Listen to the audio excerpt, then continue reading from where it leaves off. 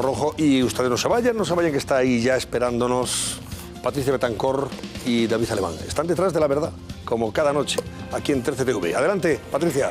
Gracias, Antonio. Pues ya estamos preparados para ofrecer a los espectadores de 13TV la actualidad de los sucesos, tribunales, noticias judiciales.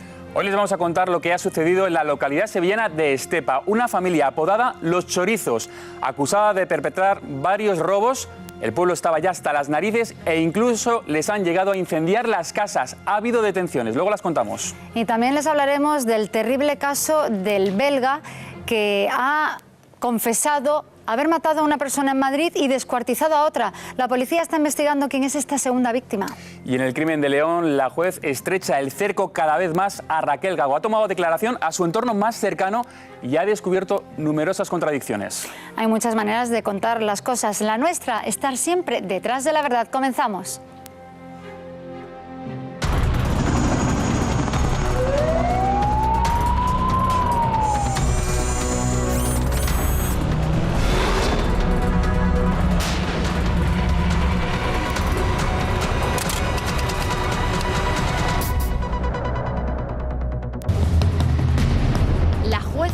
No se fía. Hay muchas mentiras. Asesinato en León. Se estrecha el cerco. Toñi, Miriam, Desiré. Pero había alguien más que se salvó. La cuarta niña del crimen de Alcácer, en Detrás de la Verdad. Les presento a los expertos de esta noche. Paco Pérez Avellán. Hola, buenas noches. Alfonso Merlos. ¿Qué tal? Juan Luis Galiacho. Marimar Robledo. Buenas José María noches. Listo. Buenas noches. Todos son grandes profesionales, cada uno en su materia, y les agradezco que estén una noche más aquí con nosotros. Bueno, tenemos una noche cargada de información de los sucesos, pero vamos a comenzar con las novedades sobre el crimen de la presidenta de la Diputación de León, David. Que la instrucción de ese crimen ya está dando los últimos coletazos, pero la juez quiere definir claramente cuál es el papel que jugó en ese crimen Raquel Gago. Y hasta que no sepa su implicación exacta, no va a dar carpetazo a esta instrucción. Por eso en los últimos días ha tomado declaración a su entorno más cercano. Por ejemplo, ha pasado por el juzgado el policía amigo de Raquel Gago, Nacho, al que le llamó cuando encontró el arma homicida. También ha pasado Fernando, su novio, durante 15 años, el novio de Raquel Gago. Le han preguntado, quiere saber la juez instructora qué hablaron ese día, qué hablaron los días anteriores, si sabía de ese odio de Triana y de Montserrat, qué le había contado Raquel Gago. Y también ha declarado en sede judicial Jesús López Brea, que es era el novio de Isabel Carrasco. Y las preguntas, las mismas. ¿Sabía Isabel Carrasco que Triana y Montserrat la odiaban tantísimo? ¿Había recibido algún tipo de amenaza anteriormente? Pues la juez se ha dado cuenta de que Raquel Gago ha incurrido en muchísimas contradicciones, pero eso se lo contaremos en unos minutos. Muchas contradicciones, pero lo que está claro es que se estrecha el cerco y que lo tiene difícil. Yo creo que lo hemos dicho aquí con claridad, ¿no? Que efectivamente esta chica tiene en contra suya una serie de coincidencias de todo tipo, indiciarias, que pueden efectivamente complicar muchísimo su situación. Y la jueza lo que está haciendo ahora es justamente encontrar los datos para poderse posesionar de ellos y solidificar su imputación. José María, tú insistes, por el contrario, que no hay nada contra ella, ¿no? No, yo insisto que puede darse, como ha apuntado ella misma, ¿no? Bueno, pues que entrara un shock. Desde luego hay cosas que son inexplicables. Es decir, que una policía tardara 30 horas en entregar un arma del crimen que supuestamente estaba en su coche, no tiene explicación alguna, es decir, no la hay. Pero claro, por el contrario, tampoco hay explicación a que, sabiendo que el arma del crimen es la única que puede inculparla y que ella tenía en su poder, no la hiciera desaparecer con los conocimientos que ella podía tener. Por lo tanto, hay esa contradicción de por qué no hizo una cosa y por qué no hizo la otra. Es decir, alguna de las dos tenía que haber hecho o entregar el arma con más tiempo o haberla hecho desaparecer, pero desde luego tardar 30 horas es inexplicable. Yo creo que eso es lo que la ha conducido a la cárcel. En cualquier caso, estaréis de acuerdo conmigo que en estos momentos una de las principales incógnitas es precisamente saber el papel de Raquel. Bueno, yo creo que la jueza ya lo sabe, ¿eh? No. Vamos, Sí, yo no lo sí. sabe por una sencilla razón, porque las declaraciones son totalmente confusas, contradictorias. Es decir, si nos leemos detenidamente, como yo me estaba leyendo antes de entrar en plató por enésima vez, la Como que te lo declaración sabes de memoria y nos sí, lo pero vas a quería contar. hacer los detalles, ¿no? Lo Sí. de la garrafa y demás. Entonces, no encuentras explicación lógica al hecho. Es decir, es una explicación muy medida, pero que se engancha mal. Es decir, el tema de cómo coinciden en la calle, cómo se va a dar la clase, cómo aparece la pistola cuando va a poner una bicicleta en el capot y de pronto se engancha con la garrafa y se cae el agua y entonces aparece el bolso. Es decir, son cantidad de cosas que son inexplicables, que tiene que ser de una casualidad brutal y que eso es lo que está llevando a la jueza a no saber lo que hay, a que decir, ya está bien de que me tomen el pelo y a ver lo que hay. Pero al contrario de lo que dice Paco, no está claro porque solamente está basado en lo que son las declaraciones de Raquel y los policías, incluso, que es también a lo que voy, es instrucción policial, donde incluso se cometen, hay muchas controversias entre los propios policías. El hecho de que los policías de Burgos no digan ante la jueza que estuvieron en el registro en casa de Raquel cuando el arma y tienen que hacer una comparecencia posterior para decir que sí, es decir, no se está obrando con claridad, José de hecho, María. la ponen en libertad cuando entrega Claro, el arma. y la ponen en libertad. Judicial. No va la policía científica a la casa cuando ese coche no tenía que haber salido del garaje de Raquel. ¿Por qué sale ese coche y se va hasta la comisaría? En ese coche con el arma tenía que haberse quedado en el garaje, haber ido a la policía científica, huellas, etcétera, y no permitir que el coche fuera hasta la comisaría conducido precisamente por el célebre Nacho.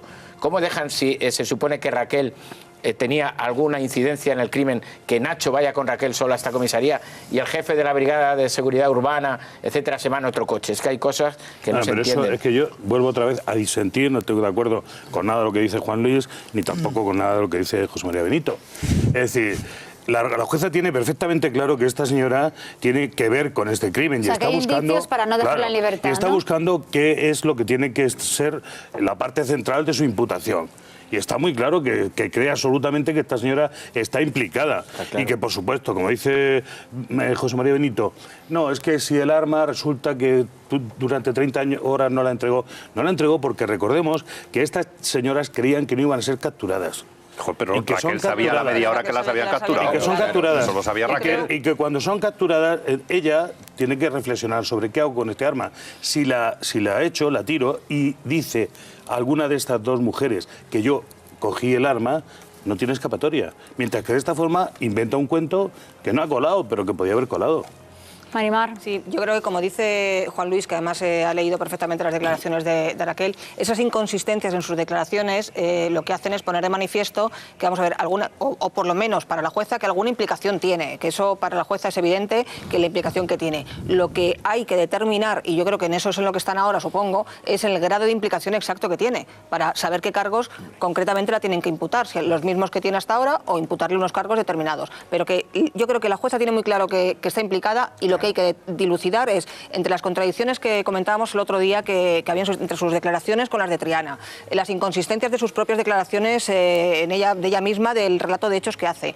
Bueno, pues determinar, y yo creo que van a seguir con ella precisamente para conseguir tirar del hilo hasta que centren exactamente lo que Como hay. dice Marimar, de hecho las declaraciones de su pareja, del policía de seguridad urbana de León, etcétera, van en ese camino, es decir, encerrar un poco el cerco, como estáis diciendo, en torno a Raquel Gago y saber exactamente cuál es su papel y determinar el grado de participación y determinar si al final la ponen o no en libertad, como ha pedido el abogado, o la llevan definitivamente a Galicia, que es donde parece ser que es el próximo centro penitenciario al que va a ir. Bueno, pues luego, ¿tú quieres decir algo, Alfonso, antes de avanzar? Sí, por favor, sí. Es verdad que no has abierto la boca hasta ahora. Lo que nunca tenemos que perder de vista es que estamos en un sistema garantista y por lo tanto uno tiene que demostrar no que no es culpable, sino los tribunales, la justicia en general, la policía, la Guardia Civil tienen que demostrar que tú sí eres culpable. Son ellos los que tienen que demostrar que tú sí eres culpable. Entonces, aquí hay dudas en relación al uso del teléfono móvil de Raquel Gago, en relación al uso del WhatsApp, en relación al revólver y en relación al bolso. Entonces, lo que ella ha declarado, hasta donde sabemos que son argumentos perfectamente sólidos y que la convierten en inocente, bajo mi punto de vista, no. ¿Son coartadas que demuestran que ella es definitivamente culpable? Pues yo creo que tampoco. Y entonces estamos en ese camino intermedio en el que se tendrá que dirimir si esta señora o esta señorita es colaboradora, es cómplice, ha encubierto, etcétera, etcétera, un crimen. Pero a esta señora se la está investigando y a los que estamos en esta mesa no. por algo será. Y por eso está en la cárcel. Claro. Bueno, pues luego seguiremos, si os parece, analizando las declaraciones que han prestado a la juez distintas personas relacionadas con el caso. Son unas declaraciones que revelan varias mentiras. Lo veremos dentro de un momento, pero ahora vamos a centrarnos en una noticia ocurrida este fin de semana en la localidad sevillana de Estepa, David. Y es que Estepa no podía más. Los vecinos de esta localidad sevillana han estallado. Y han estallado porque se han producido diferentes robos, estos que vamos a ver. Por eso han estallado los vecinos de Estepa, por los 23 robos en las últimas 2 semanas que han quedado impunes y perpetrados, según los vecinos, por ese clan de los chorizos. Así es como denominaban, como apodaban a esta familia que supuestamente ha perpetrado estos robos, los chorizos, un nombre totalmente esclarecedor. Decían algunos vecinos que vivían en búnkers con las alarmas conectadas e incluso con armas debajo de la almohada. ¿Y qué pasó? Pues que este fin de semana organizaron una concentración para protestar por estos robos que acababan siendo impunes, y en esa concentración se fueron agitando las cosas y algunos de los miembros de los que estuvieron participando en las concentraciones localizaron las casas de los presuntos ladrones y las quemaron. Tuvieron que huir incluso los miembros de esta familia, y en la huida ha sido cuando la Guardia Civil los ha detenido.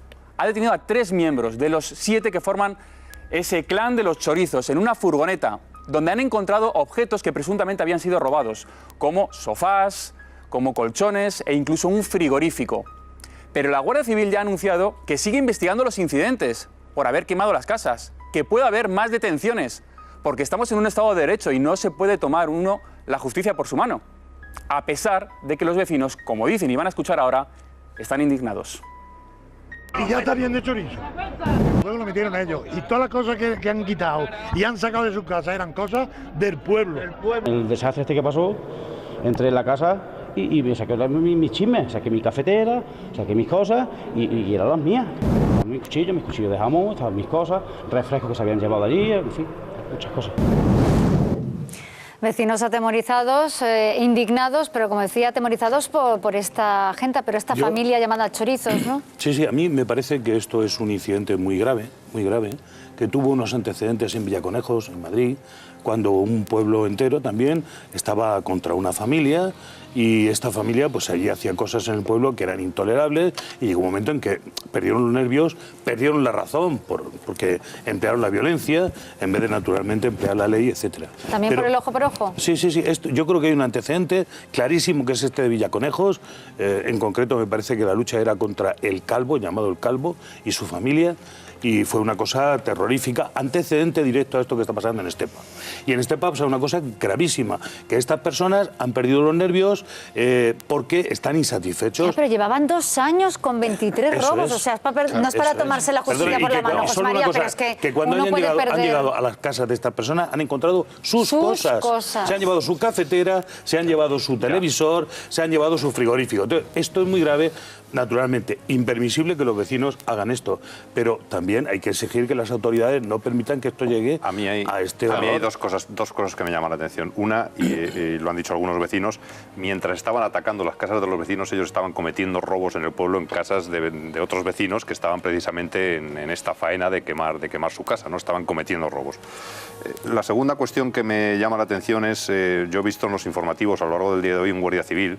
Se ven unas imágenes de un guardia civil que le dice a la gente ¿qué diferencia hay entre esto que estáis haciendo vosotros y lo que han hecho ellos? Le decía el guardia civil a la gente. Vale, pero un poco para justificar que no tienen por qué hacer el ojo por ojo. Pero tercera cuestión a la que voy. ¿Qué es? 23 robos. Yo estoy convencido, no tengo el dato, pero estoy convencido que en más de una, de 2, de 3 y de 5 ocasiones esta gente ha sido detenida y ha sido puesta a disposición de la justicia. Es decir, estamos ante un problema, como el de casi siempre, de esa puerta, no la voy a llamar giratoria porque se equipararía con otras situaciones, pero esa puerta de que el delincuente entra por un lado y sale por el otro. Es decir, esa sensación de impunidad que hay cuando se cometen robos y, bueno, pues no pasa nada. Es decir, la policía, la Guardia Civil les detiene, les lleva a la disposición judicial y los jueces, pues en vez de decretar la prisión provisional, les dejan en libertad. Ellos sienten esa sensación de impunidad y siguen cometiendo delitos. Es decir, esa es la situación. Inseguridad, un clima de inseguridad. Eso no justifica que los vecinos vayan y quemen su casa, desde luego. No es justificable, Marimar. No, yo simplemente veíamos en el vídeo que los vecinos siguen intranquilos. Vamos a ver, ver, ahora mismo la Guardia Civil y la Policía Local han establecido un servicio, un operativo de control y vigilancia en el municipio precisamente para que la gente esté tranquila, por lo tanto, pues, y para evitar que esto vuelva a ocurrir. Entonces, tienen que estar tranquilos en ese aspecto de que por lo menos esta gente no va a hacer absolutamente nada. Muchos vecinos decían que no habían denunciado por miedo a las represalias. ¿Es posible? Sí, esto es posible. En muchas ocasiones, efectivamente, se sabe quién ha sido y en una comunidad tan pequeña esto es normal que ocurra. Sobre todo por lo que ha dicho José María, por esa sensación de impunidad con la que estas personas actúan. Los jueces se lo toman como delitos menores y efectivamente los dejan en una, pues sí, en libertad con cargos, pero para determinadas personas y estas bandas delictivas, una libertad con cargos, a mí me temblarían las piernas y estaría tomando medicación, pero estos señores no. Al final esto es un fracaso del Estado de Derecho, en realidad. Independientemente de que estemos en una gran ciudad o en una ciudad media o en un pequeño pueblo, no puede haber en este país ningún vecino ni ningún grupo de vecinos que diga yo estoy aterrorizado, vivo una y sufro una oleada de robos, un clima de inseguridad y nadie me protege. Y no puede ser que de forma reactiva la Policía Local y la Guardia Civil digan venimos aquí y tomamos el barrio para evitar nuevos incidentes. Bueno, si a mí ahora mismo eso me parece muy bien, ¿no? Que se eviten nuevos incidentes, pero lo que se tiene que actuar es preventivamente, de forma anticipatoria. Es que estamos hablando de más de 20 robos en 2 semanas. Esto significa que estos tipos del clan de los chorizos pegan 2 palos cada día, uno por la mañana y uno por la tarde. Y estamos en un pueblo. Y estamos hablando de robos de más de 1 millón de pesetas, de 7.000 o de 8.000 euros. Y por lo tanto aquí tendremos que hacer una reflexión sobre si nuestras leyes valen o no valen, funcionan o no funcionan, porque la culpa no creo, no. Estoy seguro de que no es de la Guardia Civil y tampoco de los jueces. Si tienen que poner en libertad a determinados tipos, pues lo hacen porque es la ley que tienen que aplicar. Es la legislación. Es un fracaso del Estado de Derecho y como decía el clásico, el ojo por ojo tampoco me vale, porque ojo por ojo y el mundo acabará ciego. Solo añadir una cosa al extraordinario speech que ha dicho Alfonso, porque realmente creo que es eso, que no aprendemos. Que no aprendemos, es decir, bueno, se aprende cuando sucede, ¿no? Significa que la gente estaba harta de estar harta y de ser robada. Y estos señores se quejan de lo mismo, es decir, nadie les hace caso, les roban en su casa, les provocan, les entra miedo. Entonces, efectivamente, no se puede justificar, pero tampoco se puede evitar, porque esta gente ha roto todas las convenciones y se ha tirado a hacer por su mano lo que dicen que no hace nada. Es decir, el fallo, naturalmente, es del Estado de Derecho. Sí, es un fallo del sistema, queda claro que de todos. Es decir, es de todo, de la Guardia Civil, de la Policía Local, de la Justicia, de todo, porque no se puede permitir que durante 2 años sigan igual la situación. Sobre todo del legislador, Galiacho, claro, porque al final la ley hay que cumplirla y a partir de ahí se activa todo el sistema. Absolutamente de acuerdo con pero ¿cuántos casos hay de esos? ¿Pero cuántos casos hay de esos? Es decir, recordamos aquí el clan de las Bosnias, es decir, 300 detenciones y en libertad. Es decir, y les dicen no entren en el metro y entonces se ponen a robar en la superficie. ¿Cuántos casos hay de esos? O se van a Almería como se fueron en Semana Santa. Marimar, por alusiones, ¿qué vas a decir? No, quería decir que yo estoy absolutamente de acuerdo, es una cosa que yo vengo reivindicando, pero en este tipo de delitos y en otros también, que el fallo no es culpamos a la policía, Guardia Civil, jueces, no señor. Los fallos están en la gran mayoría de los casos en la legislación que tenemos. En el sistema. Exacto. Y lo que habría que hacer es que los legisladores tomen nota de este tipo de situaciones y se sienten... Sí, pero bueno, la reforma del Código Penal que hay, bajo mi punto de vista, necesita ya una reforma. Esto es una opinión mía personal. Bueno, este tipo de manifestaciones espontáneas tienen el riesgo de descontrolarse, como pasó en Martos y en Mancha Real. Claro, claro, ese es el tema, es que ese es el tema. Es decir, la gente se siente absolutamente dejada de la mano de Dios. Es decir, imaginaros la cuestión, que tú estás en tu casa tranquilamente y que en cuanto sales de tu casa te roban. Y no solo eso, sino que ponen en peligro tu vida y que te amenazan. Bueno, en el caso de Villaconejo se veía también claramente. Además, aquí tú conoces supuestamente al que te roba en este pueblecito de tan pocos habitantes. Bueno, no solo eso, sino como bien ha dicho hace un momento Benito aquí, es verdad que mientras estaban intentando reprimir el ataque que iban a sufrir por primera vez, estaban robando en otro sitio. Es decir, que es que no les da ningún tipo de respeto a la ley que tenemos y el sistema. Y eso es lo que hay que cambiar. Simplemente contaros una anécdota. Esta mañana estaba hablando con un vecino de allí del pueblo, de Estepa, y me decía que cuando decíamos ojo por ojo y diente por diente, que decían que ellos simplemente a ellos les habían quitado la dentadura y que ellos simplemente les habían quitado un diente. a este clan y que no había nada de tema racismo. Eso tampoco es verdad, porque resulta eso es lo que me decía el vecino con gracia. Supuestamente, porque no sé quién le ha pegado fuego, ellos dicen que y habrá detenciones, accidente y no sé qué, ya veremos a ver, porque eso está bajo de la gente que ha quemado los domicilios. Pero no se puede, eso no se puede tolerar. Pero sin embargo, es decir, las autoridades tienen que intervenir preventivamente, como hemos dicho aquí en esta mesa. Y esto no ocurre, es decir, nadie aprende de una vez para otra. Así es. Bueno, pues nada, estaremos muy pendientes de todo cuanto ocurra ahí en Estepona. Ahora vamos a hablarles de los Estepa, gracias Juan Luis, de Estepa. Vamos a hablarles de los Sanfermines que acaban de comenzar. Mucha fiesta, pero también mucho peligro, David. Bueno, hoy primera carrera, 25 segundos, ha sido corta, solo un herido por asta de toro en el muslo, con 3 fracturas. Bueno, vamos a hablar de que en estos encierros empieza una nueva normativa, porque últimamente los encierros cada vez se parecen menos a los encierros. Viene gente de toda España, de todo el mundo, con la excusa de los encierros para emborracharse y para venir de fiesta. Y lo que quiere el ayuntamiento es que no sucedan, por ejemplo, imágenes como esta que vamos a ver que ocurrió el año pasado, ¿se acuerdan? El 13 de julio en el que se formaba este tapón espectacular justo a la entrada de la plaza entre corredores y también los toros que venían por detrás y empezaban a pisarlos e intentar pasar por encima. Al final una maraña de cabezas, de corredores y de toros. Bueno, pues nueva normativa para que no ocurran estas cosas y otras muchas que ocurren estos días en los encierros de los Sanfermines. ¿Cuáles son la nueva normativa? Puntos claves. Por ejemplo, la indumentaria. Evidentemente hay que ir de forma adecuada para correr delante de los toros. No se puede introducir cámaras de fotos, ni cámaras de vídeos, ni se puede ir con mochilas, ni con bolsos, ni con tacones, ni con patines, ni con bicicletas, solo con zapatillas de deporte y con una indumentaria cómoda para poder correr.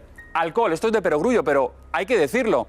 No se puede introducir bebidas alcohólicas, no se puede permanecer en el recorrido en estado de embriaguez, ni bajo los efectos del alcohol, ni en ninguna actitud impropia. No tocar a las reses. Está terminantemente prohibido, hay que correr delante de ellas, no correr detrás. No se puede parar en el recorrido, no se puede tocar ni golpear a los toros, ni con palos, ni tampoco con la mano, porque esto es peligroso. Si se tira del rabo, si se pega a las reses, se pueden revolver, se pueden dar la vuelta e ir en sentido contrario. No se puede tocar las reses. Respeto al mobiliario, también es de perogrullo, pero hay que decirlo porque se han detectado muchísimos destrozos en el mobiliario, en el recorrido y en los aledaños. Ahora, el que rompe, paga. Nuevas puertas, las puertas hombre que se llaman, que abren para adentro, que además luego se van a quedar ancladas para que no ocurra precisamente ese tapón, que no se puedan volver otra vez a ir marcha atrás ni los corredores ni los toros. Y sanciones. ¿Qué sanciones? Bueno, pues hay un catálogo de sanciones que va desde muy leve, muy leve, grave y muy grave. Las multas serán desde 200 euros hasta 3.000 euros. Y hoy ya ha habido un turista inglés que ha pagado el pato. Ha pagado la primera multa, 200 euros, por rebasar la línea donde había que esperar a los toros. La ha rebasado, le han denunciado, 200 euros. Pero estamos seguros de que no va a ser ni mucho menos el único turista ni la única persona que va a pagar una multa. Pues esa es la primera sanción que ha interpuesto la Policía Municipal de Pamplona tras la entrada en vigor de la ordenanza. Pero hay cosas muy curiosas, porque, por ejemplo, otra de las cosas que no se dejan pasar es tomate. Tú fíjate, tomate, cuando están llenos de alcohol. Y desde hoy al policía esta mañana estamos vigilando que no pasen tomates. ¿Pero qué tipo de tomate? Tomate, esto es un tomate, que parece ser que llevaban y que se tiraban tomates, como la tomatina. Como la fiesta de la Buñol, tomatina. Sí. Y entonces parece ser, pero bueno, cuando se permite el alcohol, cuando van con las camisetas como van, como ahora tonterías del tomate, pues me parecen cosas que no tienen lógica. Pero yo creo que eso es difícil, ¿no?, de averiguar si vas bebido, drogado. Va a ser muy complicado. Es verdad que la Policía Municipal y la Policía Foral de Navarra ejercen un control muy férreo de todo el recorrido. Además, desde horas antes, examinan a toda la gente que va a participar en el recorrido. Es decir, las normas es verdad que son muy estrictas, pero luego han entrado en detalles que no tienen ningún sentido. Es decir, nada más basta ver el encierro de hoy, con que veamos el encierro de hoy, para ver la cantidad de gente que ha incurrido en alguna de esas infracciones leves, graves o muy graves. Solo con ver el encierro de hoy. Sin embargo, solo ha habido una sanción a ese turista inglés que le vemos que rebasa esa línea roja, donde antes se ponían los policías municipales para evitar que la gente... Era policía municipal, era policía municipal, sí. Bueno, pues ahora han puesto una línea roja que, claro, bueno, pues jubilado, este hombre, pero pues, policía municipal. Seguramente, pues no sabría lo de la nueva ordenanza, ¿no? Pero vamos, es que dice me parece que no lo ha entendido. Es una explicación que ha dicho que como que no entendía lo que ponía. Claro, pero bueno, como tantísimos extranjeros, es decir, es imposible controlar que ya no es que se introduzca en el recorrido traído determinada sustancia o determinada bebida. Es imposible controlar que el que pasa no vaya realmente o borracho o drogado, ¿no? Y luego el tema de los extranjeros pues es bastante complicado. Es decir, es que hay muchos extranjeros que llegan aquí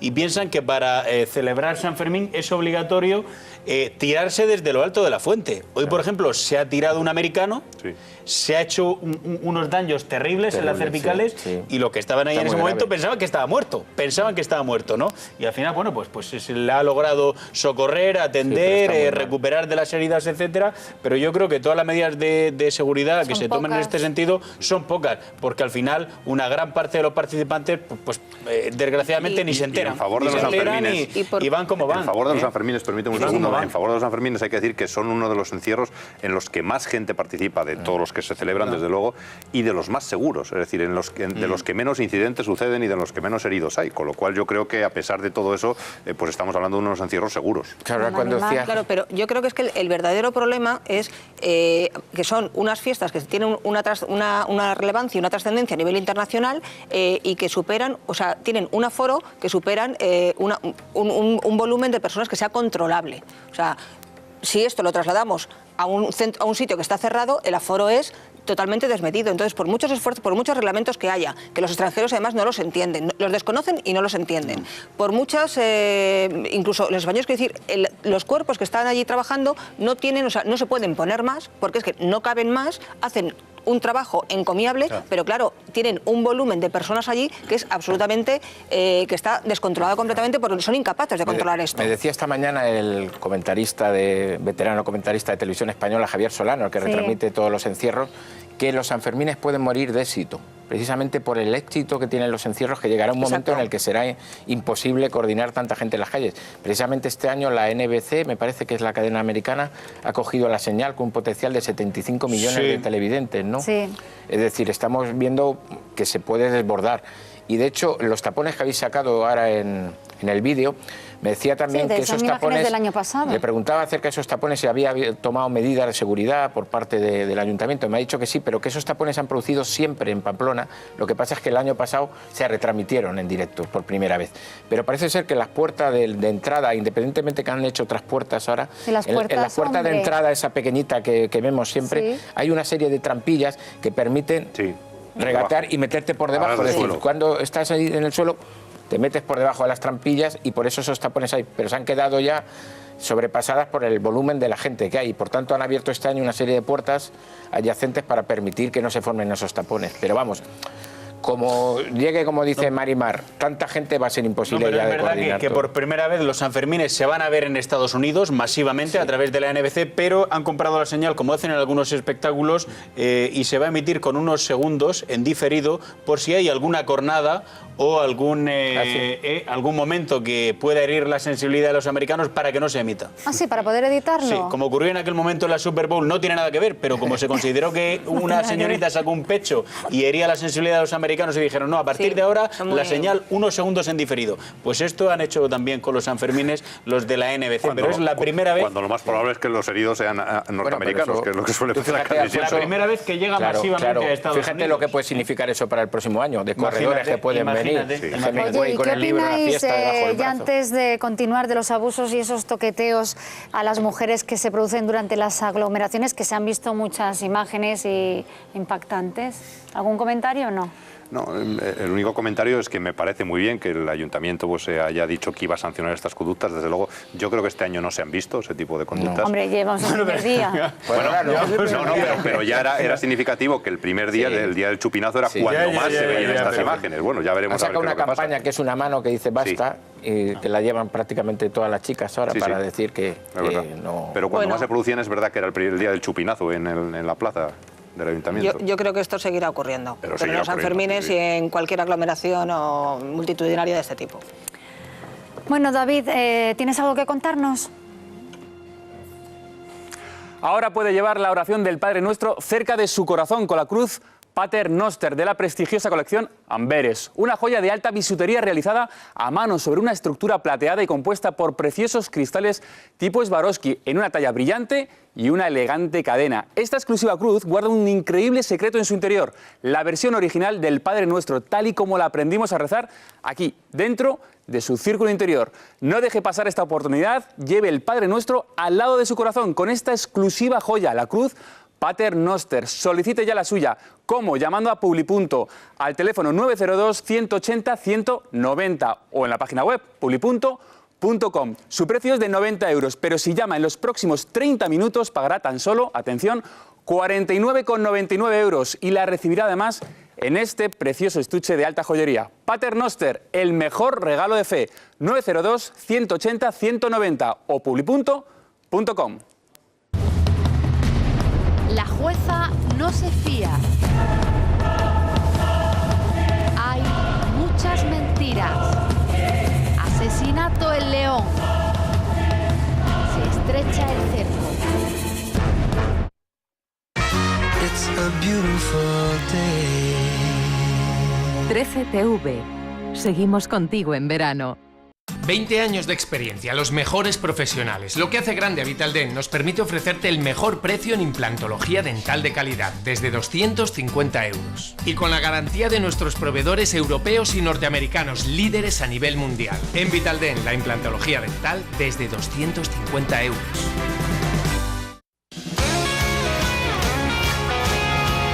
I don't know why you think that you could help me when you couldn't get by yourself. Shine, hey, hey, hey, it's a beautiful day and I can't stop myself from smiling. If I drink and then I'm buying, and I know there's no denying. 'Cause if you ever think I'll take up my time with thinking of our breakup, then you've got another thing coming your way. 'Cause it's a beautiful, beautiful day. Oh, baby, any day that you're gone away. It's a beautiful day. 13TV. Seguimos contigo en verano. Si la vida es así, vamos a disfrutar. Mejor reír que llorar. Hablar que callar. Sumar que dividir. Vive el presente. Nosotros velamos por tu futuro. Seguros de Deceso Sumas. Confía en nosotros.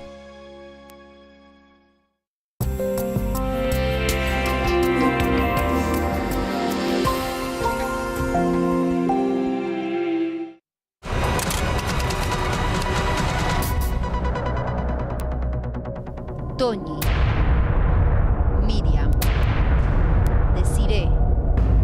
Pero había alguien más que se salvó. La cuarta niña del crimen de Alcácer. En Detrás de la Verdad. Ya estamos de vuelta y todavía nos quedan muchos e interesantes temas para abordar durante la noche, como por ejemplo el del asesino belga que confesó haber matado a una chica y también descuartizado a otra. Pero de momento vamos con contradicciones y mentiras en el caso del crimen de Isabel Carrasco. ¿Qué hay a favor y en contra de Raquel Gago? Bueno, pues a favor que no tenía un móvil para acabar con Isabel Carrasco ni para estar implicada en ese asesinato. Ella no odiaba a Isabel Carrasco como lo hacían Montserrat y Triana y una simple amistad no es como para implicarse en ese asesinato. En contra, ¿qué es lo que tiene? El arma del crimen. Ella dice que no sabía que la tenía en el coche, pero la tenía y tardó 30 horas en entregarla. Y también en contra están las contradicciones, porque Raquel Gago cada vez lo está poniendo más complicado para que su versión sea creíble, porque incurre en muchísimas contradicciones. Vamos con alguna de ellas. Por ejemplo, ¿bajó o no bajó Raquel Gago al garaje? Nos vamos a ese día del asesinato, por la noche. Reunión de amigas en casa de Raquel Gago, con su hermana y con otras amigas. A las 12 de la noche termina la reunión, se van las amigas, ella las acompaña. Bajan en ascensor, las amigas se quedan en la planta baja, se van a la calle, cada una a su casa, y ella dice, no, yo bajo al garaje que voy a coger una chaqueta del coche. Esa es la versión de todas las amigas. Pues ella, al día siguiente, cuando se encuentra el arma en su coche, cuando llama a la policía para decir, tengo el arma homicida, el revólver en mi coche, vengan a por ella, cuando están todos los agentes en el garaje, le preguntan y ella dice que no, que el día anterior no había bajado al garaje. Y eso es una contradicción con lo que declararon las amigas y con lo que dice también uno de esos agentes en sede judicial. Escuchen lo que dice. Raquel me dijo que no había bajado al garaje para nada la noche en la que mataron a Isabel Carrasco. Me contó que se acostó más bien tarde y al día siguiente se fue a trabajar como un día normal. Que al día siguiente se acostó para ir al día siguiente a trabajar. No dice nada de que hubiera ido al garaje. Hombre, es un hecho que yo creo que en ese momento era bastante relevante y bastante importante, y no se lo dice a ese agente de la policía. Pero hay más contradicciones, porque en esa reunión de amigas, ¿de qué se habla? Pues del asesinato de Isabel Carrasco. ¿Y Raquel contó o no contó a sus amigas que estuvo con Triana? Solo hablaban del asesinato, era el tema del día. Y Raquel Gago era policía y además conocía a Triana y conocía a Montserrat, que habían sido detenidas. Las amigas le preguntaban a ella. Bueno, pues en ningún momento Raquel Gago les contó que había tomado café con Montserrat y Raquel y que se había encontrado a Raquel Gago en la calle. Eso lo dijeron las amigas. A nosotras no nos ha dicho nada de que hubiera tomado café con ellas. En cambio, Raquel Gago declara ante la juez: sí, yo a mis amigas le conté absolutamente todo, le conté que ya había quedado con ellas, con Raquel, con Triana y con Montserrat. Escuchen lo que dice Raquel Gago en sede judicial. Raquel nos aseguró que ese día solo habló con Triana por la mañana cuando le invitó a comer y que no había tenido ningún tipo de contacto más con ella. Nos dijo que se había enterado de la noticia porque alguien lo comentó en clase de restauración. Bueno, lo que está claro es que las declaraciones de los policías, Juan Luis, nos está revelando las contradicciones de Raquel. La verdad es que en eso tengo que darle la razón a Paco, que hay muchas contradicciones en el tema de Raquel Gago, muchísimas. Dice una cosa, por supuesto, a la policía, otras a las amigas. Existen muchas contradicciones entre lo que dice en sede judicial. Luego la aparición del arma de una manera tan rara, justo cuando cantan en comisaría Montserrat y Triana y aparece el arma, que aparece el policía Nacho, que es su amigo. Le preguntan, llama al jefe de la brigada de León para decirle que una amiga suya le dice que es el arma. Le pregunta, ¿pero es policía? ¿No es policía? Los policías a su vez sabían que era policía. Bueno, es decir, son contradicciones tras contradicciones. No queda nada claro lo que es la instrucción. No sé si a lo largo de estas declaraciones que estamos viendo estos días, la jueza va a tener una idea clara de cuál es el papel de Raquel, pero no queda nada claro. Contradicciones, mentiras, José María, pero no sé, yo la duda que tengo es precisamente qué te hace ser más sospechoso, mentir o no decir la verdad. Ninguna de las dos cosas en este caso. Quiero decir, yo creo que lo que la jueza determina o lo que es determinante para la jueza en este caso y para su envío en prisión es la incoherencia del relato. Es decir, no que en un caso diga una cosa y en otro diga otro, sino la incoherencia. Es decir, tú tienes que explicarle a un juez, tienes que explicar a la policía por qué siendo policía has tardado 30 horas en entregar un arma. Y ella lo que dice es que entró en shock. Bueno, pues ya veremos. Bueno, a ver. entró en shock por la tarde, porque sí, dice que hasta la tarde no se da cuenta que tiene el arma. Pero y por la noche, y al día siguiente. Es decir, es que son 30 horas, que son muchas horas. Ella dice que solamente se da cuenta por la tarde cuando va a poner la bicicleta porque estaba pinchada y que va a ponerla, abre el Golf que tenía y que entonces sí, del maletero, y entonces se engancha la rueda con una garrafa, que tenía dos garrafas que había comprado. Al abrir la garrafa se cae y entonces es cuando al intentar limpiar encuentra el bolso en el asiento de detrás. Esa incoherencia en el relato es lo que le lleva a la jueza. Además lo dice la jueza en su auto de prisión, es decir, la incoherencia en el relato y en el no saber explicar determinadas cosas es lo que le dice, mira, tú para empezar eres sospechosa y vas a la cárcel, es decir, no hay otra. Claro, y aparte, ¿cómo es posible que siendo policía, siendo amiga de Triana, sabiendo lo que era el impacto que había causado el asesinato en León, en todos los medios de comunicación, hombre, no puede, ese comportamiento no es lógico. Te vas a dormir temprano, te levantas, te vas al trabajo. Es que lo primero que tienes que hacer es acudir a la comisaría y decir, yo soy amigo de Triana, soy policía y a continuación, vamos, nada más saber que han matado a Isabel Carrasco y que han detenido a Triana, voy a comisaría y digo, yo he estado con ella esta mañana o me la he cruzado con ella en el coche, si puedo aportar algo, si puedo colaborar con algo. Tenía empeño de desvincularse de la amistad con Triana. Claro. Lo ocultaba a las amigas. Bueno, lo ocultaba a las amigas y lo ocultó a la policía y lo ocultó a todo el mundo cuando era de dominio público. Es decir, pero que era una amistad que era conocida, pero el jefe, el inspector este de la brigada urbana, Nacho, el célebre Nacho, lo conocía precisamente por eso, o sea, es que era muy conocida. Y la amistad con Triana era de 20 años atrás, que se conocían cuando Raquel Gago era monitora en la piscina del pueblo de la abuela, donde iba Triana, y ahí se conocieron, era la monitora la que estaba allí, y entonces hicieron una amistad que perduraba ya de 20 años, es decir, no estamos hablando una amistad de nada, ¿no? Es decir, que no... Yo, por mi parte, yo creo que, como decía antes, o sea, estas contradicciones son muy importantes y yo creo que la jueza se tiene que estar basando ahora mismo, porque vamos a ver, tenemos las incoherencias que hizo en sus declaraciones, que bueno, que esto puede ser debido, se puede justificar desde el punto de vista de la defensa de Raquel Gago con muchos argumentos. Las contradicciones en las declaraciones que hace y las que hace Triana. Pero bueno, tenemos en cuenta que Triana es otra imputada. Pero aquí entramos también en que hay también contradicciones con declaraciones que hacen sus propias amigas. Que estas personas, estas amigas, no tienen ningún motivo lógico para mentir en sede judicial. Al contrario. Entonces, yo creo que esto es lo que está haciendo que la jueza cada vez tenga una certeza más segura de la implicación de esta persona y falta por elucidar exactamente qué grado de implicación. El problema, a pesar de que José María me va a decir que no, son también las mentiras de los policías. No se puede mentir como han mentido los policías en sede judicial. Siento mucho. Es que eso pierde toda la credibilidad. ¿Ha habido muchas mentiras? Como por ejemplo... Por ejemplo, que no dijeron que los policías que habían venido de Burgos habían estado en el registro, precisamente en el garaje, viendo el arma, etcétera. ¿Por qué eso Porque hubo otros que comparecieron, seguramente. Sí. No, pero posteriormente, cuando salta todo el escándalo a través del abogado de la defensa de Montserrat y Triana, los propios policías de Burgos se personan y hacen una comparecencia. Sí estuvimos. Hombre, de entrada no se tiene que mentir, las cosas claras. Hombre, a mí me parece que lo grave de todo esto es que las 3 mujeres imputadas, en este caso, no colaboran con la justicia. Y no han contado lo que de verdad ocurrió. Y no han contado los verdaderos motivos de la relación entre ellas. Y por qué quedan ese día y luegos se vuelven a ver. Y Paco, en cualquier caso, perdóname, yo creo que si una persona está implicada en un asesinato, yo creo que no colabora. O tú conoces gente que haya... Verás, aquí es que... Pregunto, no sé, tú como conocedor y como criminólogo, hay pues gente unas veces sí y otras veces no. Legalmente tiene derecho a hacerlo. Aquí no se esperaban ser detenidas, que es lo importante. Sí, lo has dicho, sí, es decir, que ellos tenían un plan y un plan de huida, porque estaban disfrazadas, se iban a marchar, naturalmente contaban con lo que la policía, la chica policía, pero no tantas, ¿no? podía garantizar de que el arma del crimen estaría en un lugar donde no irían a buscarla, en fin, todo este tipo de cosas, y por lo tanto son sorprendidas. O sea, a partir de ese momento se pierden los papeles y nadie sabe realmente qué tiene que hacer. Pero además, las dos señoras Montserrat y Triana mienten en comisaría continuamente. Sobre todo lo que dicen, no dicen nunca la verdad. Se les escapa. ¿Ni una verdad, crees tú? Yo creo que ninguna vez, en ningún momento, ni siquiera aquí hemos ido espigando alguna verdad. Por ejemplo, que Triana es quizá la más ideológicamente concienciada de las dos mujeres, que Montserrat es la más atrevida y la que es capaz de hacer las cosas porque es más mujer de acción, ¿no? Pero que la otra es más maquinadora.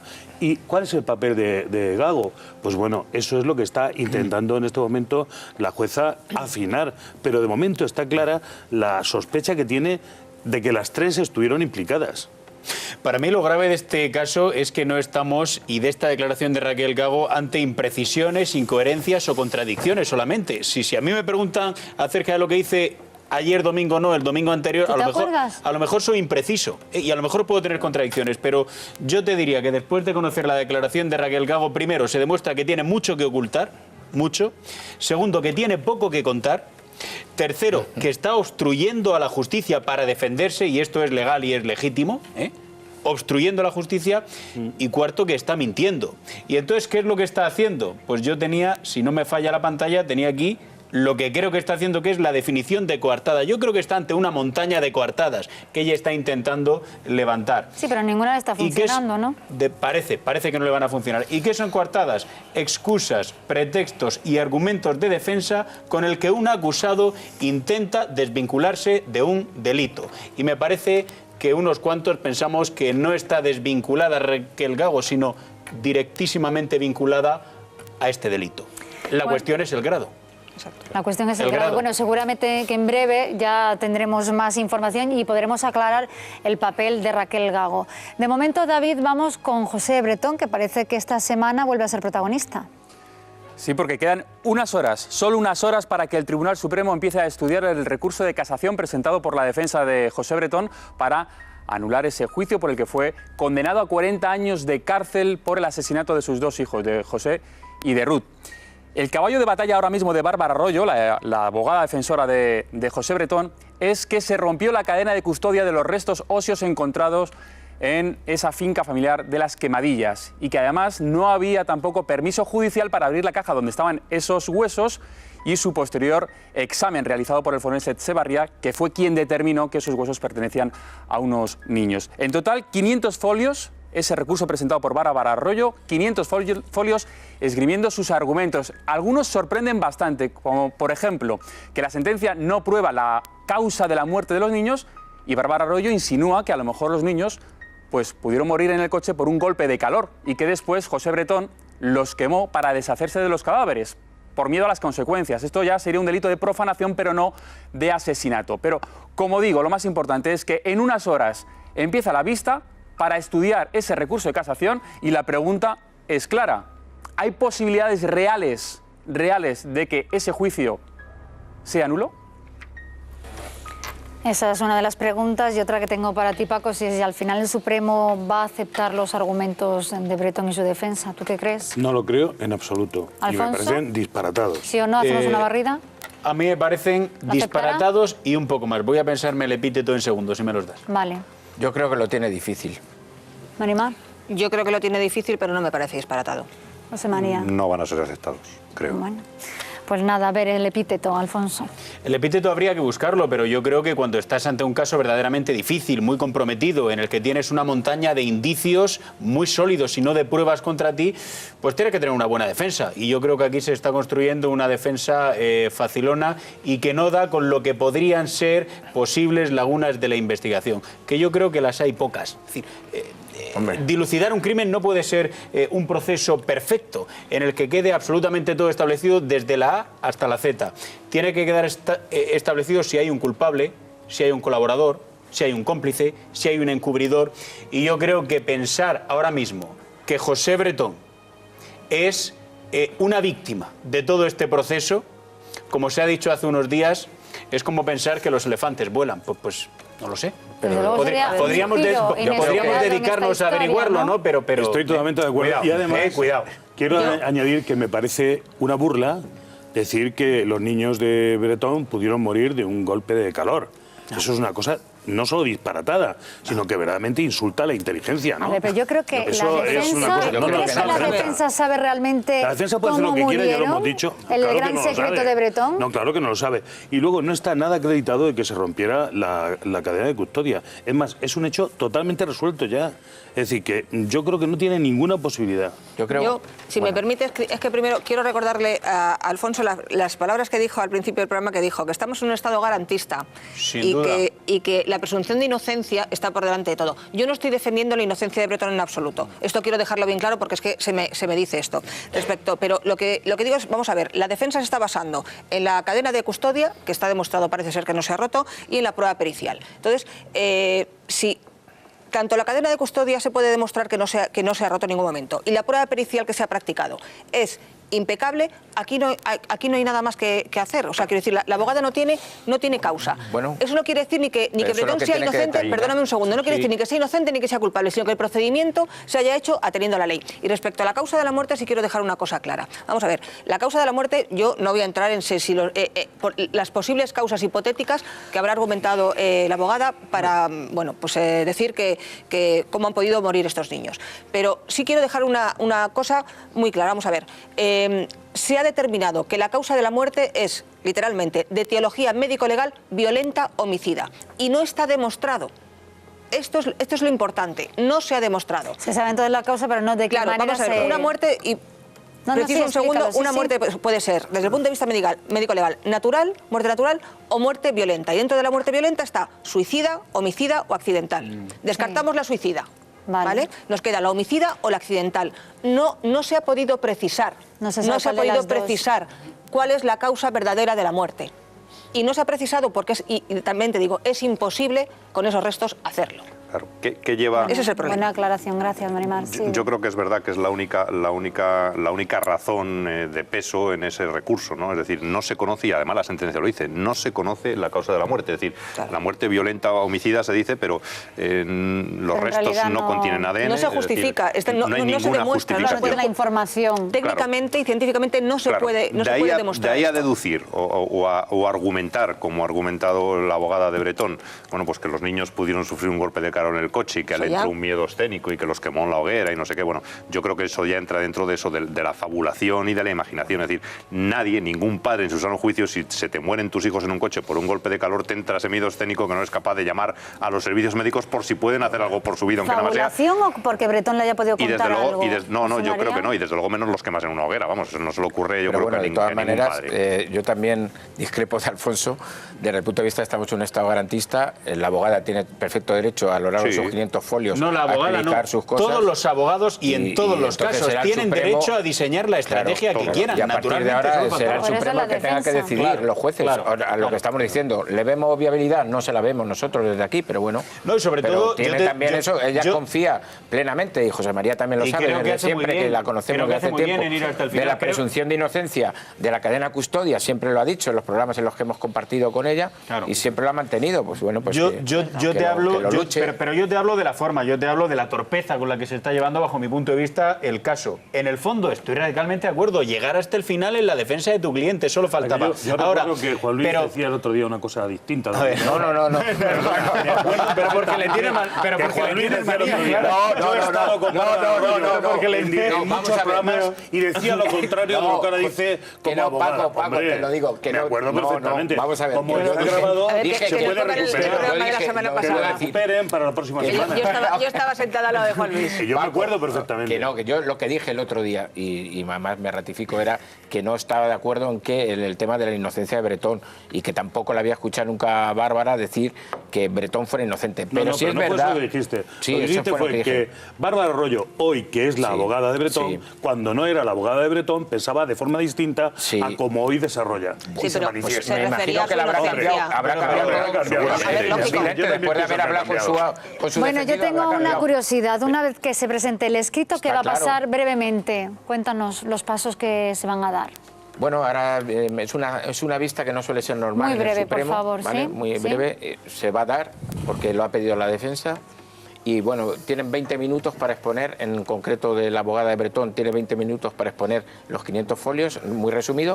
Posteriormente intervendrá lo que es la abogada de Ruth Ortiz, la señora Raposo, y posteriormente el Ministerio Fiscal. Acaban, se disuelve lo que es la sesión y el tribunal tiene aproximadamente 15 días, 3 semanas para determinar si le da veracidad o no a lo que son los condicionamientos. Pendientes. Gracias, Juan Luis. Bueno, vamos a seguir con más sucesos, con la crónica de sucesos de hoy.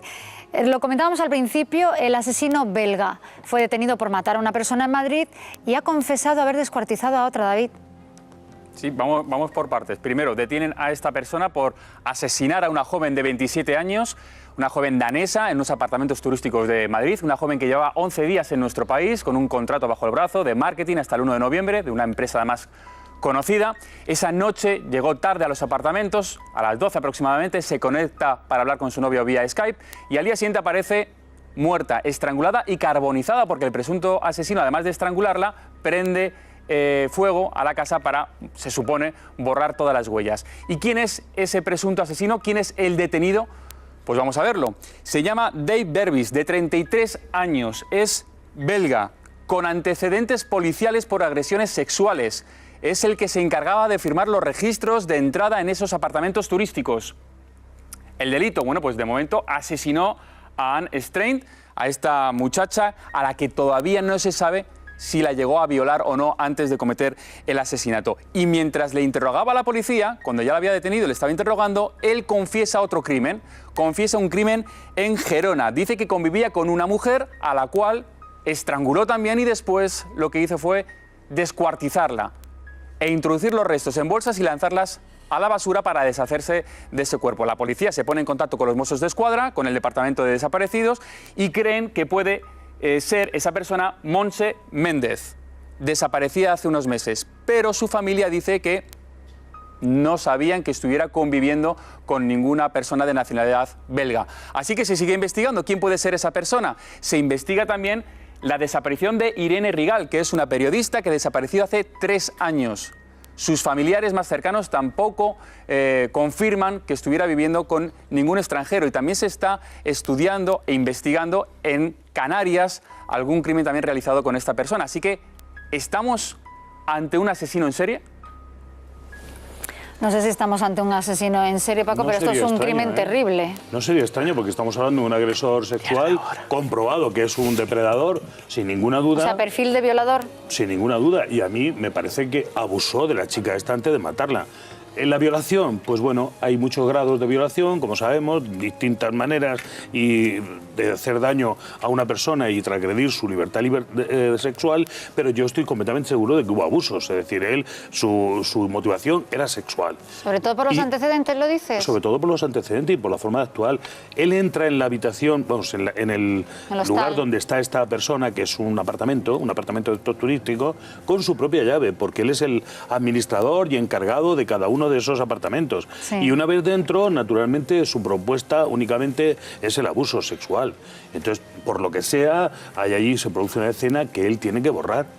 Y naturalmente la única manera de borrarla es la muerte, matar a su víctima. Y naturalmente cuando es detenido, a veces este tipo de individuos se inventan cosas.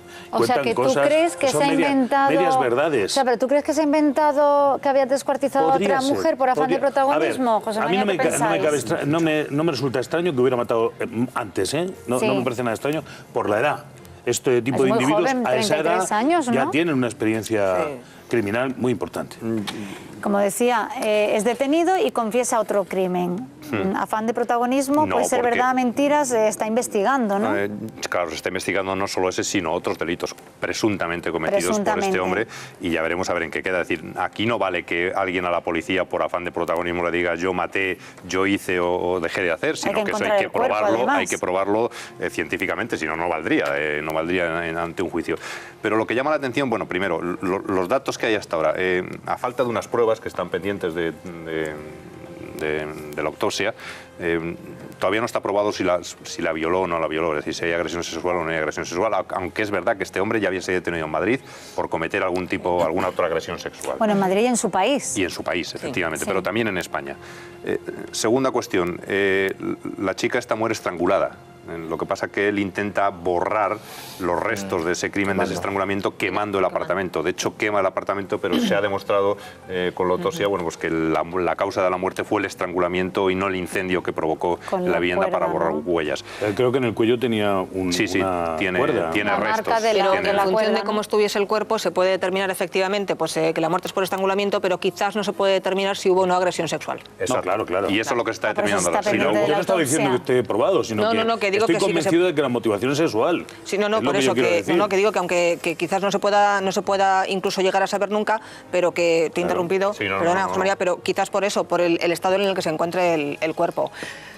De todas formas, a mí sí me encaja con el perfil de un asesino en serie y que además, porque suelen ser individuos, que no personas, pero suelen ser individuos que sí que lo que les gusta es la notoriedad en cuanto a contar lo que han hecho. Entonces, a mí me cuadra perfectamente con que un individuo con esta trayectoria que tiene, delictiva, sexual, desde hace muchísimos años, por muy joven que sea, mata a una persona y que cuente efectivamente que ha matado a otra. Que quizás lo que esté dando a lo mejor sean detalles que no sean los reales. Sí, eso sí. Es el dato que iba a dar. Es decir, se le da credibilidad al asunto porque aporta datos que solo el asesino puede conocer. O sea, que conoce la policía, lógicamente, por las investigaciones que ha llevado a cabo y que solo alguien que haya cometido el crimen podía conocer y por lo tanto se le da verosimilitud a esta autoinculpación. Claro. Pero el tema de Gerona en concreto no queda claro quién es la víctima. No se sabe si es una tercera víctima más. O sea, en Gerona solamente hay 2 casos desaparecidas, al menos oficialmente. Sí. Parece ser que ninguna de esas 2 desaparecidas se ajusta a lo que él dijo en comisaría. Pero sin embargo, él en la detención dijo el nombre de Montse Méndez. No, la cita. No lo cita él. Es la policía quien se lo dice.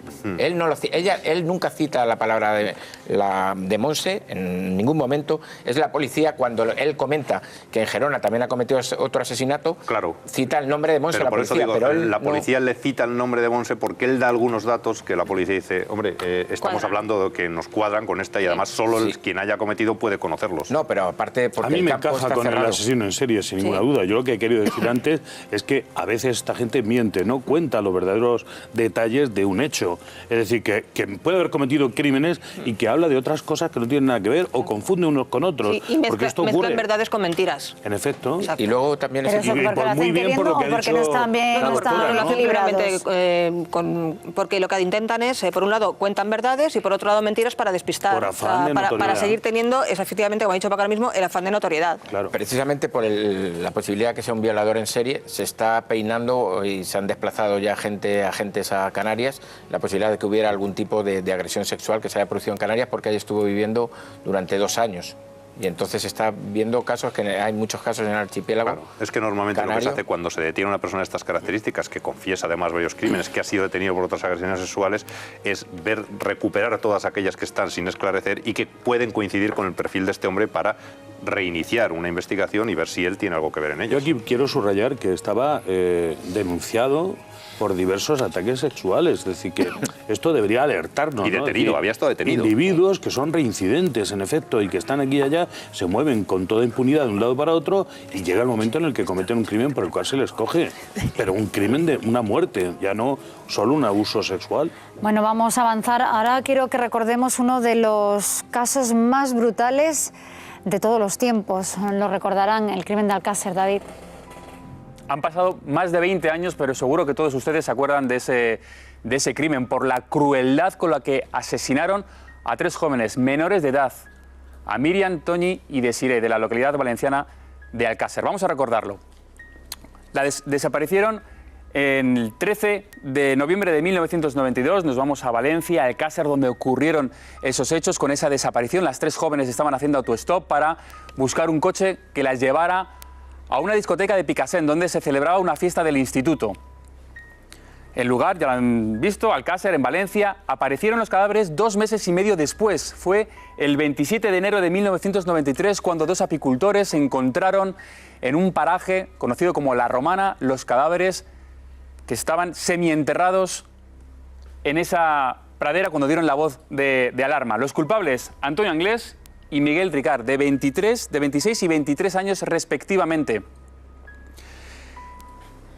Estaban haciendo autostop cuando Anglés y Ricard iban en coche, las encontraron, las subieron al automóvil y las fueron a llevar a esa discoteca, pero al llegar, en vez de parar, siguieron adelante. Las chicas gritaron, así que Anglés las golpeó con la culata de la pistola, las llevó a esa pradera de La Romana, una caseta donde las violaron y las asesinaron. En el lugar del crimen, en el escenario del crimen, la policía encontró un resguardo de la Seguridad Social de Anglés. Por eso fueron a su casa. Fue la Guardia Civil a detenerle, pero no estaba. Estaba Miguel Ángel Ricard, que sí que detuvieron. A Anglés nunca se le llegó a encontrar. Se dice que fue desde Portugal hasta Irlanda en barco y que ya en aguas irlandesas saltó al agua. No se sabe si murió o si sigue vivo. Miguel Ángel Ricard sí fue condenado y sentenciado a 170 años de cárcel. Han pasado 21 años desde entonces y ya está en la calle. La sentencia dijo que habían secuestrado, violado, torturado y asesinado salvajemente a Miriam, Toñi y Desiré, las 3 chicas de Alcácer. 21 años es un crimen escalofriante. Yo estuve en todas las sesiones del juicio, en todas, mañana y tarde, durante muchísimo tiempo, viendo cada uno de los testigos y cada una de las pruebas que se presentaron y cada una de las actuaciones del fiscal. En fin, me parece muy importante lo que ha dicho David y que la gente olvida. Antonio Anglés nunca fue interrogado sobre este caso, no fue hallado, de tal manera que lo que se dice de él es lo que predican otros, pero nada está comprobado. Es decir, que Antonio Anglés es en realidad una sombra, un fantasma. Y en el sumario se ve claramente que alguien quiso implicarle. Hay una mano negra que hace que Antonio Anglés atraviese toda España por la cintura, desde Valencia hasta Portugal. ¿Quieres decir que era cabeza de turco? Quiere decir que es absolutamente mentira, que él no huyó por ahí de ninguna manera y que además las diligencias del sumario son a veces hasta ridículas, porque este hombre se viste como dicen que iba vestido en un momento determinado Antonio Anglés, alguien que no se sabe quién es, pero probablemente no era Antonio, con un mono de mecánico y una gorra de béisbol, y entra dentro de los coches para robarlo. ¡Alto! ¡Alto! ¡Arriba las manos! ¡Que soy Antonio Anglés! Para que quede claro, ¿no? Eso está en las diligencias del sumario, se puede saber perfectamente cómo alguien ha ido dejando un rastro absolutamente que no encaja con nada y que no es hallado. Bueno, hay incluso un sitio donde hay sangre, supuestamente de Antonio Anglés, empapando unos pañuelos, en un sitio donde supuestamente pasó una noche. Quiero decir que hay una parte esclarecida del crimen de las niñas de Alcácer y otra parte totalmente oculta. Que Miguel Ricard hoy, en lugar desconocido, al parecer se fue a Francia, no sabemos si ha vuelto y si está en España de nuevo, yo creo que es lo más normal. Pero sí está en libertad. Está en libertad. A su pesar. Es el autor. Está en libertad a su pesar. Es el autor. Porque él pidió, sabemos, a Miguel Ricard se le aplicó la doctrina Parot, luego la doctrina Parot quedó derogada por el Tribunal de Estrasburgo y le pusieron en libertad. Miguel Ricard pidió expresamente que no le dejaran en libertad, porque no tenía nada que hacer, porque hacía 20 y tantos años que había sido encarcelado, no tenía familia, no conocía a nadie, su familia no quería saber nada de él, sí tiene, pero no quería saber nada de él, y su vida era la cárcel, no sabía qué hacer en la sociedad, su vida era la cárcel y pidió expresamente seguir en la cárcel. Es que su hija, a la que él no ha visto nada más que cuando era pequeña, está intentando ponerse en contacto con la persona que más favor le hizo a Miguel Ricard, el buen samaritano que decíamos nosotros entre los periodistas que le conocíamos a esta persona, porque quiere agradecerle lo que hizo por su padre. Fue la única persona que se compadeció. ¿Quién es el buen samaritano? ¿Te acuerdas? Pues un señor que iba a ver a este hombre, le regaló una televisión para que pudiera ver la tele en su celda en la que cumplía y le llevó todo tipo de cosas, ropa, en fin, comida, compañía, fue a verle, etcétera. Entonces la hija... O sea, no es que no quiera la familia ver a Antonio Anglés, perdona, a Miguel Ricard, sino que Miguel Ricard nunca ha querido hacerse cargo de sus obligaciones como padre.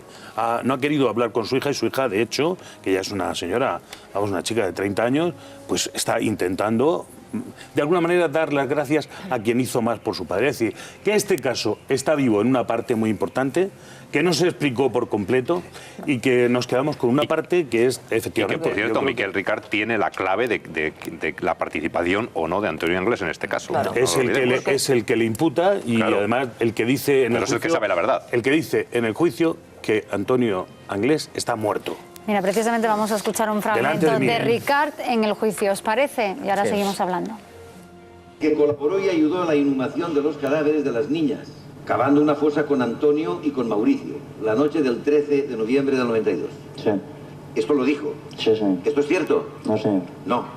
Es decir, que casualmente usted dice la forma en que estaban las niñas, cómo las enterraron, cómo recibieron los disparos, a qué distancia, y que todo esto no se lo ha dicho absolutamente nadie. Después, pero no antes.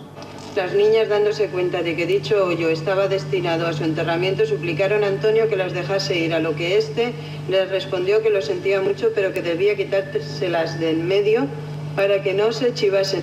Esto está escrito porque lo dijo usted. A lo que yo pretendo, don Enrique, es que metan en la cárcel a los que hayan hecho esto y que no se justifiquen conmigo. Será Ricard. Desde luego no es fácil hacerse una idea del sufrimiento que pudieron pasar estas chicas, porque además en las autopsias son horrendas. No, son tremendos. O sea, lo que se les hizo a estas niñas lo podemos calificar de inhumano, absolutamente. O sea, a ver, cualquier crimen es inhumano, pero cuando está con ese ensañamiento, ese que se hizo, vamos, yo ni siquiera encuentro palabras. Pero te quería preguntar una cosa, Paco, porque tú que seguiste este caso siempre, yo he escuchado siempre una versión que yo desconozco y te pregunto a ti si tú le das credibilidad, y es que realmente tanto Ricard como Anglés fueron dos cabezas de turco, fueron los dos pobres del pueblo a los que realmente se les cargó esto, pero que había alguien realmente con más, que fueron los tontos útiles, por decirlo de alguna manera. Más importante. Efectivamente, no he encontrado yo la palabra, con más pedigrí, que estaba realmente detrás de lo que se les hizo a estas niñas. Y que eso se ve en el sumario, lo creo absolutamente, sí. Pero yo, hasta donde yo sabía, le daba credibilidad, pero te quería preguntar... Y el padre lo ha defendido siempre eso, que había... El padre, exacto, el padre siempre lo ha defendido. Aquí, que además fue juzgado luego por la justicia, por cosas que hizo y dijo, etcétera, que a mí me parece absolutamente excesivo. El padre quiere decir que enloqueció, de la buena manera que se puede decir, como cualquier persona, si le hacen lo que le hicieron a la niña. Digo que a esta chica, con una camiseta, le hicieron una especie de maza con unas piedras dentro y las golpearon a todas las niñas estas, ¿no? Hasta, en fin... destrozarles casi todo. Y barbaridades... ¿Por qué ese ensañamiento salvaje? Paco, ¿tú por qué crees? Porque era una fiesta, Es decir, en el Levante, en el Levante, los fines de semana, desde hace mucho tiempo, se venía llevando a cabo la tradición de coger chicos y chicas, que algunos desaparecían, otros aparecían muertos. Nunca había aparecido una cosa así de grande y de... todas tres a la vez y todo este tipo de cosas, pero era frecuente. Entonces, es una fiesta, alguien encargaba que se buscara unas chicas, que en este caso fueron secuestradas, para servir como diversión a unas personas. Y estos eran probablemente los engranajes de una organización. ¡Qué barbaridad! De una Claro, organización. El caso estaba prácticamente cerrado hasta que la prensa lo volvió a abrir. Quiero Pero decir esto que nos estás contando aparece en el sumario, ¿no? apareció en el sumario. Claro. Alfonso. Yo diría dos cosas. La primera, Miguel Ricard, y todos lo vimos en su momento hace unos meses, pasa de ser un peligrosísimo criminal a un vagabundo. A un vagabundo, a una persona errante que no tiene realmente a dónde ir, que no tiene familia, que no tiene amistades, que tiene el repudio de la sociedad y que en un momento determinado aparece en una estación de tren enmascarado y se mete en un tren y no se sabe muchísimo más. Y segundo, ¿puede ayudar al esclarecimiento de la verdad sobre los crímenes Miguel Ricard? Indudablemente. Y creo en la línea de Paco Pérez Avellán, que sabe 20 veces más que yo, creo que conocemos muy poco sobre esos crímenes. Totalmente. ¿Por qué no lo ha hecho? Entre otras razones, yo creo que por una buena. Y la razón buena es que cuando hay la tentación por parte de algunas cadenas de televisión de invitar a este pájaro para que cuente absolutamente y a calzón quitado todo lo que sabe, se recuerda lo que había ocurrido cuando una cadena de televisión le pagó a la madre de un delincuente para que contase determinadas cosas sobre un crimen, el de Marta del Castillo. Y entonces, dado ese repudio generalizado, Miguel Ricard no ha podido comparecer ante el Tribunal de la Opinión Pública en un medio de comunicación y contar lo que sabe. Eso a mí me parece bueno, pero claro, al final te queda la decepción de que no sabes por qué a estas niñas se las asesina de forma vil, de forma absolutamente ruin, ¿no? Y con todos los agravantes que quepan en el Código manera Penal. brutal. Con Y yo todos. además, aparte de lo que tú dices, que estoy de acuerdo también, yo creo que hay una cosa muy importante, y es que si esta supuesta teoría que hay de que realmente detrás de este crimen hay una serie de personas con más poder o más pedigrí, como decía Benito, bueno, pues no olvidemos que Miguel Ricard tiene familia y entre ellos una hija. Y eso pesa mucho a la hora de no decir la verdad. Bueno, Hombre, yo pues digo, no hay ha tenido una relación curiosidad. con la hija, durante todos estos sí, años. pero No. pero es su hija. Simple. Brevemente, Muy porque breve, nos muy breve. tenemos que... Yo creo que aquí queda también un enigma, que es saber qué ocurrió de verdad con Antonio Anglés. ¿Dónde está Antonio Anglés? Si lo mataron, no lo mataron. Bueno, ahora ¿O qué lo pasa? seguimos hablando porque hay una curiosidad, un detalle que pocos conocen en este crimen, David. Sí, que Miriam, Toñi y Desiree fueron las tres chicas de Alcácer asesinadas, pero podría haber habido un nombre más en esa lista negra, el de Esther Díez, amiga de las tres chicas, que solía salir con ella a las discotecas, solía salir con ellas para ir a tomar copas. Esa noche no iba a ser menos, ella también quería ir a esa fiesta del instituto en Picassent, pero no pudo, porque estaba enferma, estaba en la cama, con fiebre. De hecho, las tres amigas fueron a su casa, a casa de Esther, para intentar convencerla, para ver cómo estaba. Y si no estaba muy mal, llevársela también a la discoteca. Pero no pudo ser, se encontraba mal. Dijo, ya será otro día. Seguramente esa fiebre a Esther le pareció inoportuno, porque se perdía una buena fiesta. Pero esa fiebre le salvó la vida. Esther Díaz es esta chica que van a ver. Esta es Esther, la amiga de Miriam, de Toñi y de Siet, que ese día no pudo ir a la discoteca con ellas, que se quedó en casa porque tenía fiebre. Ahora tiene 36 años, está casada, tiene una hija de 5 años, trabaja en Renfe y no quiere saber absolutamente nada de los medios. No concede entrevistas, no quiere hablar de ese día, no quiere hablar de ese crimen, quiere olvidar lo que seguramente no vaya a olvidar en su vida. Quiere olvidar lo que le produjo tantas horas de tratamiento psicológico para poder llevar una vida normal. Por unas décimas se salvó de ese atroz crimen. Esther Díez, que podría haberse convertido en la cuarta niña de Alcácer. Menuda suerte que tuvo esta cuarta niña por esas décimas de fiebre, Paco. Desde luego, tuvo mucha suerte y se salvó, y ella siempre lo ha dicho, y la verdad, muchas veces con miedo y con lágrimas. Yo quería subrayar una cosa que ha dicho Alfonso, que me parece importantísima, y es esto que, debido a nuestra forma de ser y de enfrentar estas cosas, y que no se ha aclarado nunca realmente lo que se dijo y se insultó, y que los periodistas se habían hecho o no hecho con el tema del caso Alcácer, hay algunos países que han decidido que las personas que cometen crímenes lo puedan contar a la opinión pública y que les paguen por ello, e incluso, da igual. ¿Por qué? Porque la gente quiere saber, y luego todos los demás, los especialistas también, cuáles son los verdaderos motivos de los crímenes. Aquí hemos elegido que no, pero no es a lo mejor, porque ¿qué pasa? ¿De qué hemos aprendido de lo que ocurrió en Alcácer? Hombre, yo tengo que decir que después de Alcácer disminuyeron brutalmente aquellas fiestas que yo he dicho al final aquí que se cometieron. Pero Paco, una cosa es que son dos cosas diferentes. Una cosa es la entrevista y otra cosa es la entrevista... Es que y el cheque. claro, y otra cosa es la entrevista y el cheque. Es que hay una pequeña para esclarecer un poquito yo lo digo por eso. Entramos en un terreno peligroso porque al final los delincuentes no declararían el juzgado, declararían en televisión. Claro. Bueno, ese es el debate. Yo no digo que eso esté sin regular, ¿no? Sino que esté regulado, y algunos jueces en Estados Unidos se han manifestado claramente a favor de que los delincuentes puedan escribir un libro, hacer un guión, hacer una película.